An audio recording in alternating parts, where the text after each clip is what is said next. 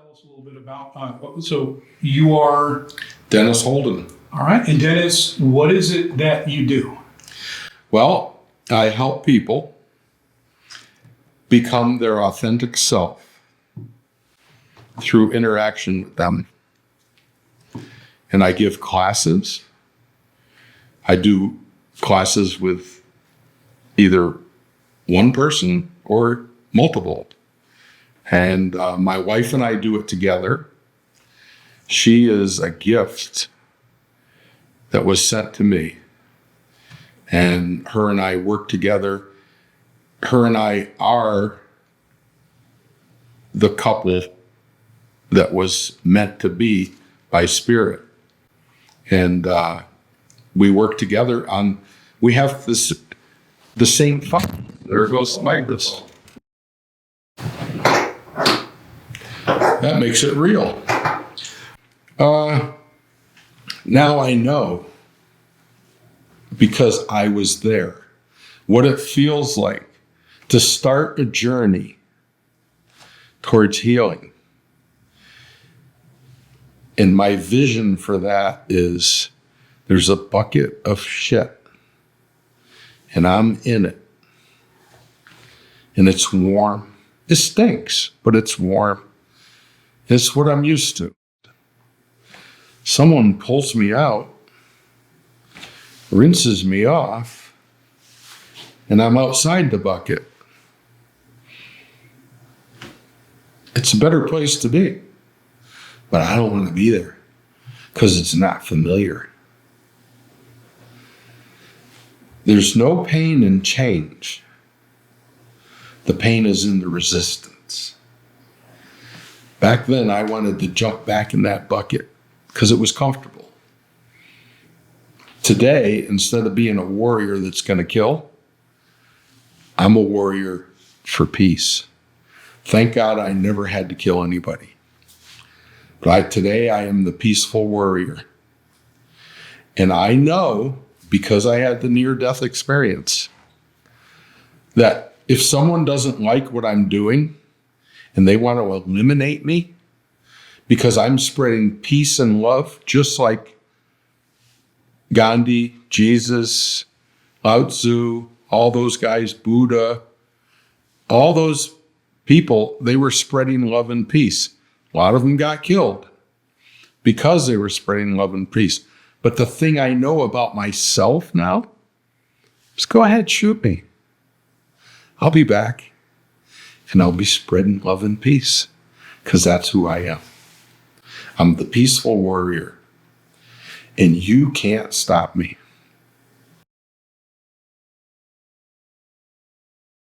I was brought into this world in a family that was alcoholic and dysfunctional.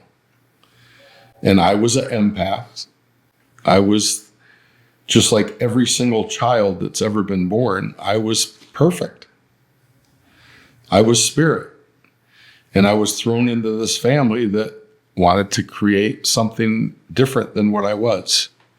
And what they created was a person who was angry, who wasn't listened to, and who didn't really want to go the way they were pushing me. They always said I was the sensitive one. My mother used to say, "Denny, you're too sensitive." And I always wanted to say back to my mother, "No, Ma, you're just mean." Because that's how I felt. Now I understand and know that my parents did the best they could with what they had and what they were taught. The mistake that I made as a child and as the son of a dysfunctional family was I thought they could give me what they didn't have. And if you walk up to a beggar on the street and say, "Can I have $100?" Most likely he doesn't have it. Well, I was expecting my parents to give me love, caring, nurturing. I didn't get it. They never got it either. That's why they couldn't give it, because they didn't have it. And I find that today's generation have not been nurtured enough. They don't know what a core family does. Somehow when I was born, I knew that love, and it was Lila, my grandmother. She was the nurturer in the family. She was surrounded by chaos and alcohol, and drunkenness, and she knew love. That's what she knew. And I remember when I was like 5 or 6 years old in the cellar, and I was at their house, and my grandfather was in his easy chair, and over in the corner was this coffee table, and in the back of the coffee table were these little books, and they were called the Daily Word, which is from Unity, which is a church, and the name sort of Unity explains it. And he said, boy, my grandfather said, hey, boy, what are you reading? I said, I'm reading the Daily Word. It says all this great stuff about God and love and everything. He says, put that down. That's a cult. Now, my grandfather was Congregational, which is Christian. Unity's Christian. But he thought the other church was a cult because it wasn't his way. And my whole family thought I had to do things their way. That's not who I am. That's not who I was. So I ended up angry. I ended up getting my first wife pregnant just before that. It was during Vietnam. It was 1969. Graduated high school, class of 69. And they had this basket, and they turned this basket, and they pulled out birthdays. Well, June 7th, 1950 was the day I was born. That was the first one out of the basket. And this lottery they were having, the lottery that I won, was for the draft to pull soldiers into Vietnam. So my mother saw it on TV. We were watching it, and my mother said, Denny, you won. I says, Ma, that's the draft. I didn't want to win, but I did. So anyways, from that point, I went to basic training. My wife was pregnant. I came home during basic training. I got a weekend off, which is very unusual, but I went to the chaplain, and he said, well, you have to marry her. And I says, I know, I want to marry her, but I'm in basic training. He says, I'll get you a pass and you can go home and marry. And I went home and married her at the Justice of the Peace and came back. And then I went to Fort Hood. All my friends were going to Vietnam. And I said, I'm here to serve my country. I'm here to make this world a better place. And I was in with the propaganda. I thought me going to war was going to make the world a better place. And I was a warrior. I was ready to kill. That's what my life had done to me, because I come from a lineage of warriors who were in wars, who were soldiers, who were, so they have a way about them that's, it wasn't me, but I became it because that's what my family did. And so everybody in basic training got sent to Vietnam, and I got sent to Fort Hood, Texas. I said, I don't know, maybe I'm defective. So they sent me there. So come to find out later on, because my brother Parker, who I dedicated my book to my brother Parker, who died from Agent Orange from Vietnam. But he was already in Nam, and they wouldn't send two brothers to the same battle. They somehow, I don't know how this happened, but war and military ended up with a heart after World War II because of the Sullivan brothers. I don't know if you know that story, but that doesn't matter. So I ended up in Fort Hood, Texas, married, had a daughter down there. Her name was Jennifer. And then we came home, started my own business, and my father-in-law said, Dennis, I'd like to put you up in your own business. So he loaned me money to start my own business. I paid him back in like very small amount of time. And I became a mechanic and had a gas station. And the gas station was during both gas shortages. I remember going to work, my own business, gas station, 6 o'clock in the morning, and there'd be a line down the road that way and down that way, mile long, cars waiting all the way to my pumps. I'm opening the business and turning the lights on, and there's people fist fighting at my pumps. Well, I'm a warrior, so I'd get them, stop them from fist fighting.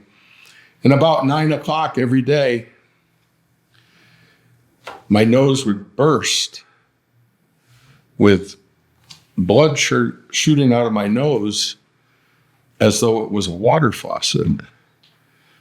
And that's because I had been dealing with angry people from 6 o'clock in the morning until 9 o'clock, we turned the pumps off.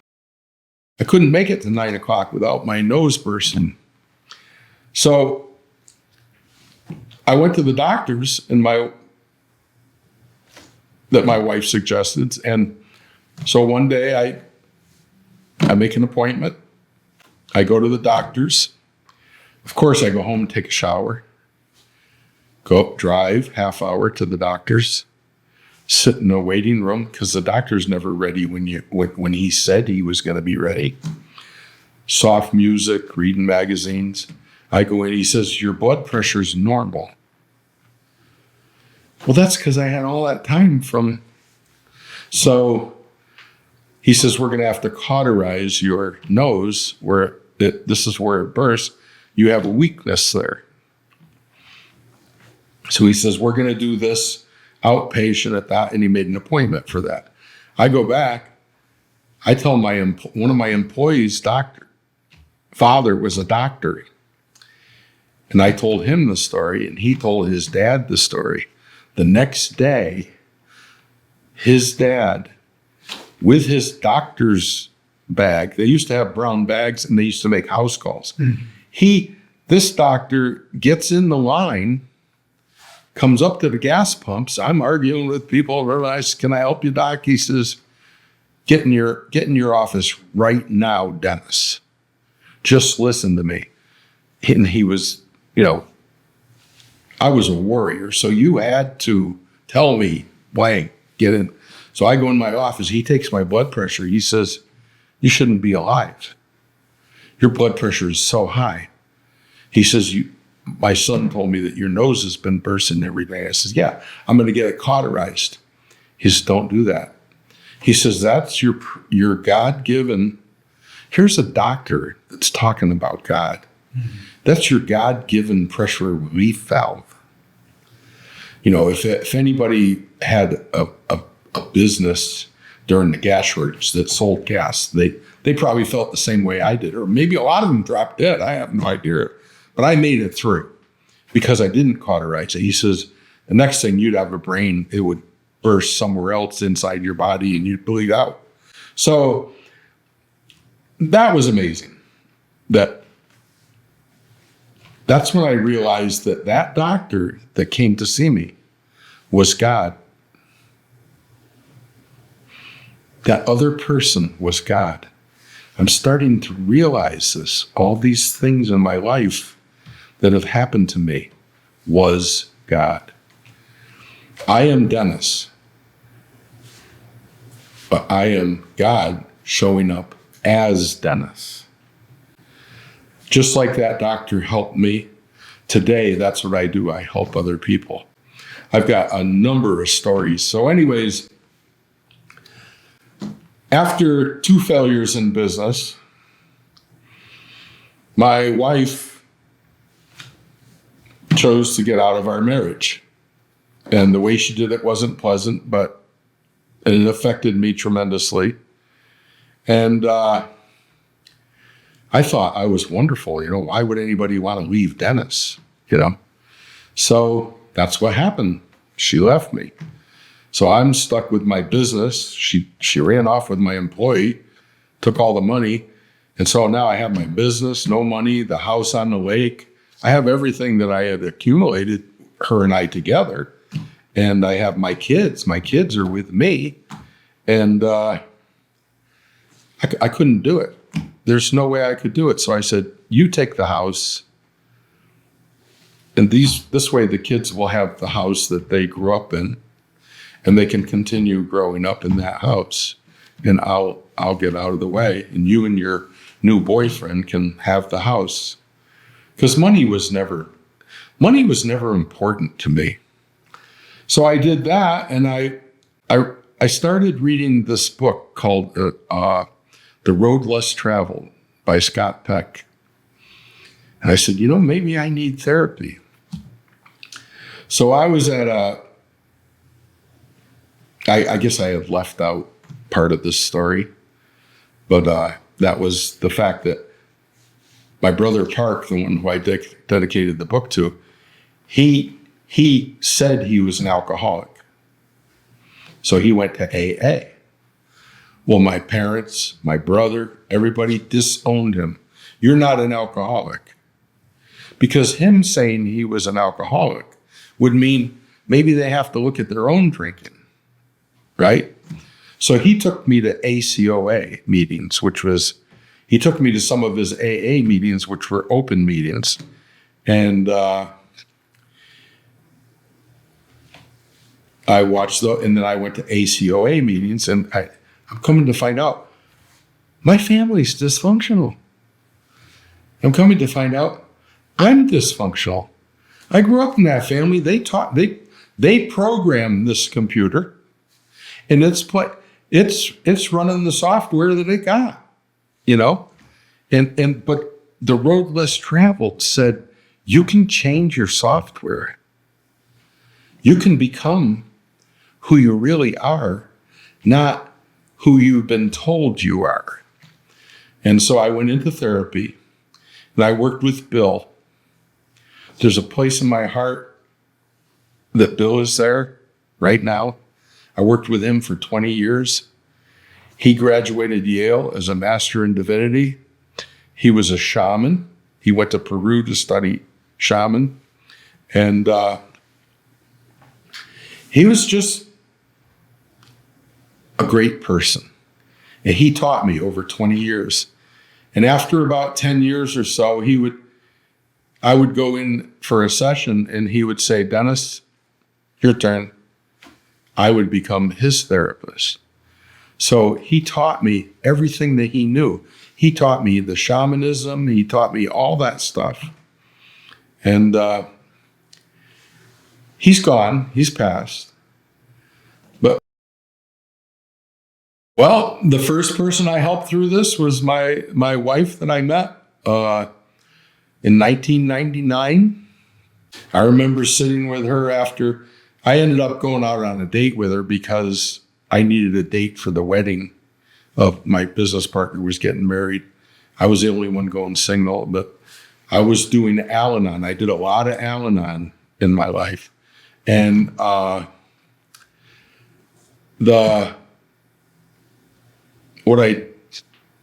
I saw her, I didn't treat her any different than anyone else I met. Her brother, who was my Al-Anon friend, introduced us. And then I took her to that wedding. And we're sitting in my BMW with the sunroof open. And I started telling her what a wonderful person she was. She couldn't believe that somebody knew it. She was a nurse for 28 years. And she was treated like crap. And I see in her what I see in everybody. I see myself.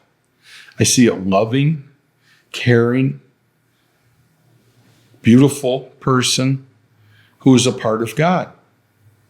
So I see the God in them, the Spirit in them. I'd like to talk a little bit now about the near-death experience. Before that happened, after I had my own business and everything, I was going to do what I called, because I don't know who they are, a geographical cure. My wife had left me. I was in therapy. I was this. I said, you know what? I'm going to go to North Carolina, open a garage, blah, blah, blah, blah. There's reasons I had all that in my mind. And I started welding up this trailer, and I was going to take my lift with me and all that. And Joe Mechanic geographically curing his problem. So I'm almost ready. And I got on my knees in the garage at night, in the dark. And I said, God, I'm going to North Carolina. I'm going to change who I am and what I am, blah, blah, blah. Little did I know at that point, wherever you go, there you are. All my problems would have gone with me.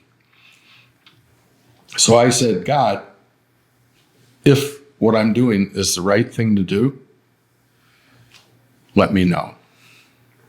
Then I left. I went down the street to get a grinder. We call it a grinder. Down here, they call it a hoagie or a sub or whatever. But in Connecticut, we call it a grinder.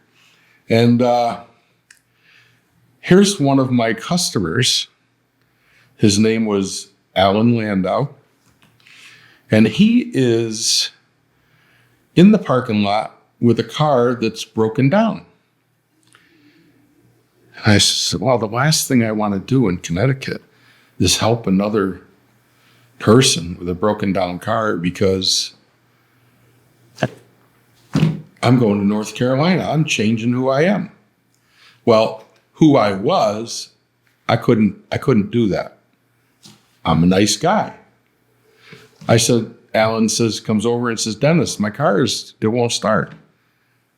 I says, oh, okay. So I go and get my jumper cables and I jump start his car. I could hear, because I'm a master mechanic, that his alternator's bad. He says, do you know what the problem is? I says, yeah, you need an alternator. Oh, can I make an appointment? I says, no, you can't. What do you mean I can't? I says, Alan, I'm going out of business. And he goes like this in this parking lot. And he says, what do you mean you're going out of business? He says, you're a legend around here. You're always busy. You're always doing good. Why would you go out of business? I says, it's a long story. And he goes, I have time. So he listens how my wife ran off and about blah, blah, blah. And he says, Alan was good with words. He says, F it. I'll build you a building. Him and his dad, over the course of a year and a half, built a $500,000 garage for me. Don't think if you have $3 in your pocket and you just bought a grinder and that's the end of your, don't think that's the end, because something is watching you and something's going to give you the answer. And the answer is might not come as, hey, Dennis, I know you're having a hard time. Can I help you? No, it's somebody needs help. When you're in service to others, you'll start seeing these answers that you never saw because you didn't know how to be in service to others. So therapy was helping me a lot in this. So anyways, they built the garage. I remember I went and got a job at a Honda dealer, and I told the man, I said, I'm Dennis Holden. I'm a master. Yeah, I'll work on cars at your place. I says, but a year from now, my garage is going to be ready. They're building it right now up in Litchfield, Connecticut. And then I'm going to leave. A year later, Alan says, the garage is almost done. So I go up and I go into work, and I say to my service manager, I says, You got my 2-week notice. He says, why? I says, because my garage is built. He says, I thought that was a pipe dream that you had. And every mechanic has a dream of their own garage. He says, you weren't joking? I says, no, I wasn't joking. Oh my God. He couldn't believe it. So anyways, that turned out to be a great business. But I was going through relationships with women. Matter of fact, 3 of them since my marriage. Now, the only woman I had ever been with was my high school sweetheart that I married just before basic training. Then after that, I had 3 relationships. And after that, I said, I've been in 4 relationships now in my life, and none of them worked out. And the only common denominator in all those relationships is me. Because they were all different people, but it didn't work out. I wonder if I'm part of the problem. That's when Bill and I worked on me on that. So anyways, the garage is built. I just got over a relationship with a lady. I've got a 28-foot RV in the back of the garage. I decided to live there because I was living with this lady and her 2 kids and everything, And so I'm living there. So we heated the garage with a waste oil heater. And the waste oil heater was always needing to be fixed. And it stopped working. It was 0 degrees out during the day. So I'm working on the waste oil heater. It's cold in the garage. My employees are complaining, of course, because I'm supposed to keep them warm. So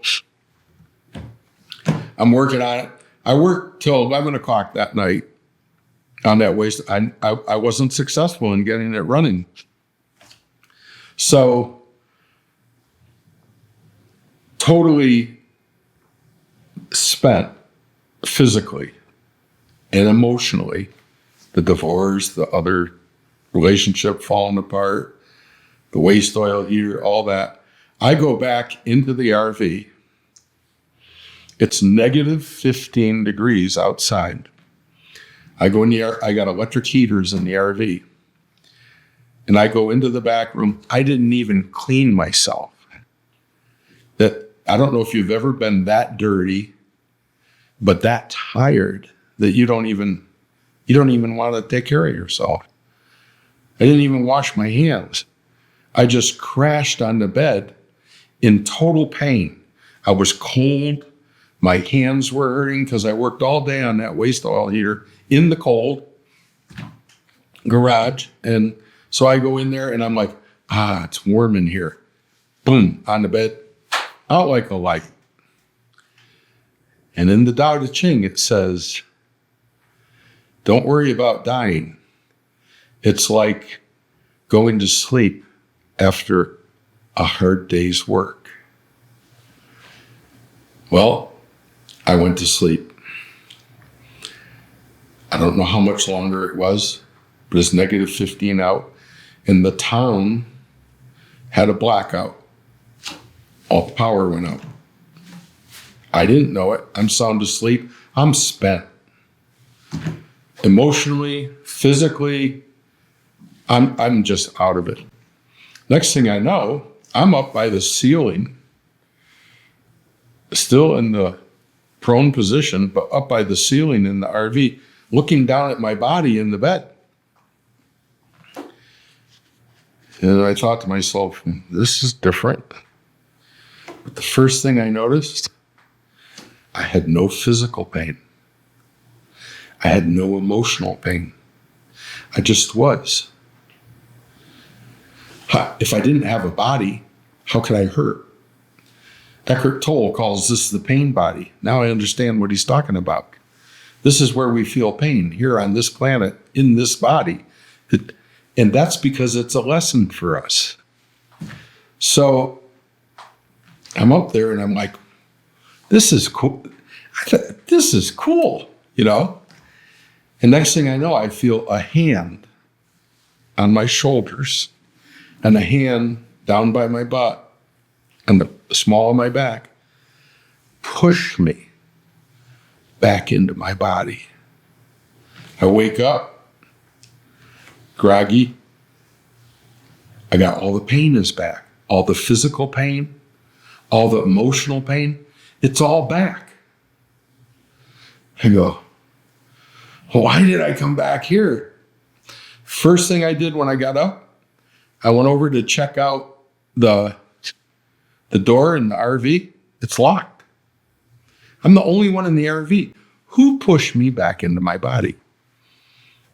I don't know what you believe or what your belief system is, but I'll let you say who that was that pushed me back in my body, because I don't know what you believe, and it doesn't matter. I'm here. So after that near-death experience, my life totally changed. And I knew that I had to be here. And I changed how hard I worked after that. And so that's my near-death experience. And dying's not that bad. You know, it is like going to sleep after a hard day's work, because there is no time. At that point, I was maybe 40 years old. All that time in front of there didn't matter. And all that time after there didn't matter. You know, if you look on your headstone, it'll say, born 1950, died, I'm going to say 2050. Okay? Because that's what I want to do. And in between those two numbers is a dash. That dash is your life. That's all it is. So that's my near-death experience, and it changed me forever. So after my near-death experience, Bill and I, twice a week, have been seeing each other for an hour. Him and I did barter. I fixed his cars. Believe me, he had the harder job. I was more broken than any of his cars ever were. And so Bill, my shaman therapist / teacher, mentor, he said, Dennis, I think you're ready for your inner child ceremony. So I went in for the session. And within about a half hour, he had me lay down he's got a drum and he's drumming. He's got this rain stick. And in the inner child ceremony, I go out into his backyard and I pick my favorite tree, and I go in the tree, then I go down into the earth. And then he takes me on this shamanic journey. And the rain stick was, do you hear a river? Yeah, I hear a river. And it gets louder, louder. And then he's jumped in the river, and I jumped in the river, and I went down the river. You know, this whole journey was wild, you know. And I onto the shore of this big lake and swim across the lake. I swam across the lake. Now go in that cave. See that cave? Yeah. So I go up on the beach, see the cave. I go in the cave. I'm in the cave. And he says, okay, what do you see? I says, well, the cave goes left and the cave goes right. He says, well, go whichever way you think you're supposed to. So I go to the left. I walk in the cave somewhere, and I come to this big cavern in the cave. He says, okay, look around the cavern, see if you see anything. And no, he says, take a better look. So I start walking around in the cavern. Over in the corner, there's no corner in this because it's round, but in a dark spot is this little boy. And he's in the fetal position, and he's shaking. He's totally afraid. And he says, well, what do you see? I says, I see a little boy shaking. He's totally afraid. He's in the fetal position. He says, well, go up to that boy and put your hand out. Don't force him. Put your hand out and say, Would you like to come with me? So the little boy put his hand out and I grabbed it. I could feel he was cold. He was shaking.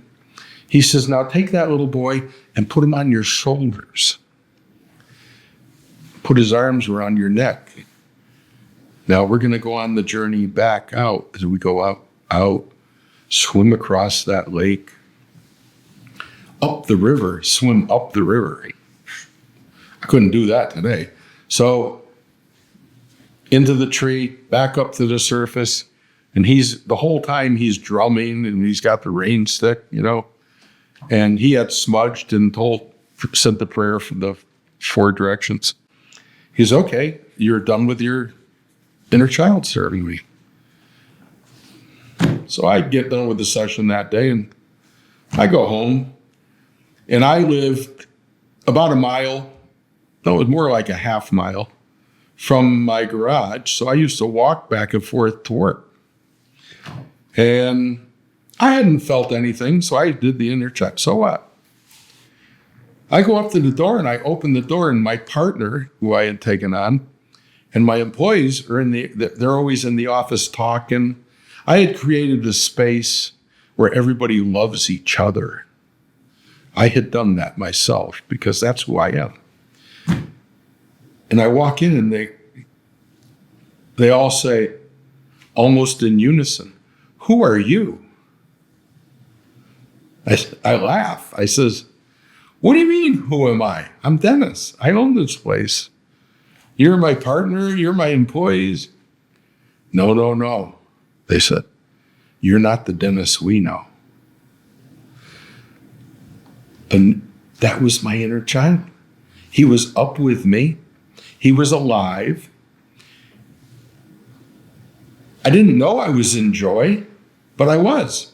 And when I walked in, my aura was much bigger because now I'm a whole person.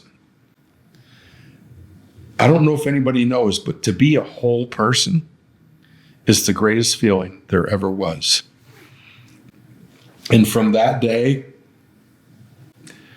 I was a mechanic up until last April. I says, it's time that I taught the world what I know, what Bill taught me.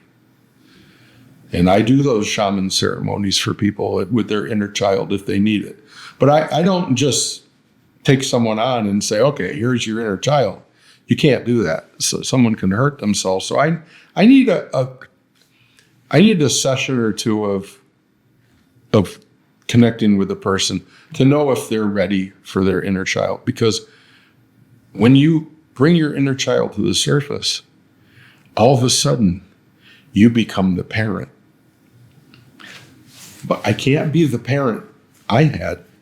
I have to be a new type of parent, a parent with love, compassion, caring. That's what I need to be. And when I'm walking through the world today and someone hits one of my triggers, my inner child, instead of going, my inner child goes, hey, Dennis, don't be triggered by that. Just walk away. My inner child and I are best buddies now. That's my inner child experience. A little while ago, something in my head said, Dennis, Bill didn't teach you all this stuff for you to die with your music still in you. You've got to heal other people. You've been given the gift of healing. You've been given the gift by Spirit. If you don't use it, that's on you. And now I feel responsible, and I need to give this gift back. And so I'm here to help people. I do one-on-one therapy. I do classes. I teach people who they really are. And they can learn that if they want, or they don't have to. But I feel so good because I am doing what Spirit wants me to do. His Spirit wants me to help you. And so that's what I'm going to do.